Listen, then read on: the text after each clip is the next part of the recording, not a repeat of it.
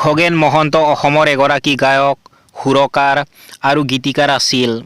অসমীয়া লোকসংগীত বিহুৰ পৰিৱেশনৰ ক্ষেত্ৰত থকা দক্ষতাৰ বাবে তেখেত অসমীয়া সংগীত জগতৰ বিহু সম্ৰাট হিচাপে খ্যাত।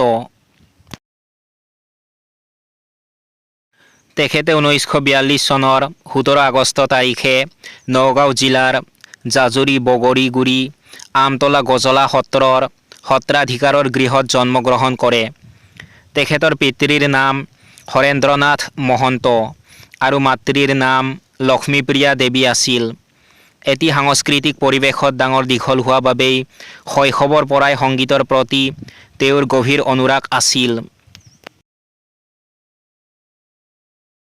খগেন মহন্তই নিজ গাঁৱতে প্ৰাথমিক শিক্ষা আৰম্ভ কৰে আৰু পৰৱৰ্তী সময়ত নগাঁৱৰ পৰাই উচ্চ শিক্ষা লাভ কৰে।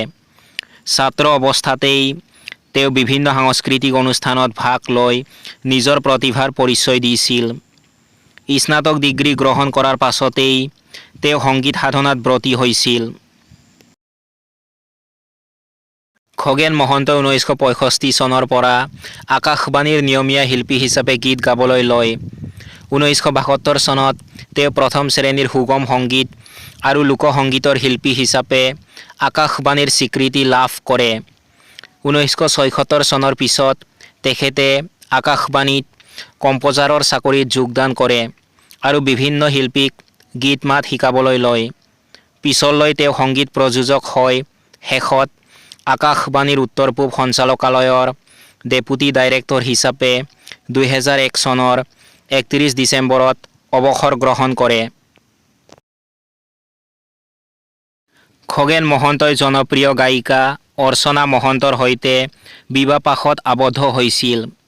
তেওঁলোকৰ যুগলবন্দী অসমীয়া সংগীত জগতৰ এক অন্যতম আকৰ্ষণ আছিল। তেওঁলোকৰ পুত্ৰ অংগৰাগ পাপন মহন্ত বৰ্তমান ভাৰতীয় সংগীত জগতৰ এগৰাকী প্ৰতিষ্ঠিত গায়ক। 1960 চনৰ অসমৰ ভাষা আন্দোলনৰ সময়ত তেওঁ বিষ্ণুপ্ৰসাদ ৰাভা, হেমাংগ বিশ্বাস আৰু যুগল দাসৰ দ্বাৰা নিৰ্মাণ কৰা হাৰমনি দলৰ এজন সক্ৰিয় সদস্য হৈ গোটেই অসমত শান্তিৰ হকে গীত পৰিৱেশন কৰিছিল। তেওঁৰ কণ্ঠত অসমীয়া সংগীত জগতৰ কেইবাটাও যুগজয়ী গীত আছে, যেনে কাউৰী পৰে, কলৰে পাততে কাউৰী পৰে, মা আমি শদিয়ালৈ যামেই, পাৰৰ পাখিত গুজি দিলোঁ ফুলাম চিঠিখনি, পাহাৰৰ জুৰিটি, পিৰিতি সাৱতি আদি। খগেন মহন্তই অসমীয়া চলচ্চিত্ৰলৈ আগবঢ়োৱা অৱদানসমূহ হ'ল: তেওঁ 23খন অসমীয়া চলচ্চিত্ৰত নেপথ্য কণ্ঠশিল্পী হিচাপে কণ্ঠদান কৰিছিল। তেওঁ মেঘ মুক্তি, মইনাজান, যুঁজ আৰু নিশি উজাগৰ টেলিফিল্ম আদিৰ সংগীত পৰিচালনা কৰিছিল। তেওঁ 1961 চনত শকুন্তলা চিনেমাত অভিনয় কৰিছিল। তেখেতে বহুতো বঁটা আৰু সন্মান লাভ কৰিছিল। তাৰ ভিতৰত উল্লেখযোগ্যসমূহ হ'ল: ফিল্ম ক্ৰাফ্ট বঁটা, সংগীত নাটক একাডেমী বঁটা, সংগীতাচাৰ্য বঁটা।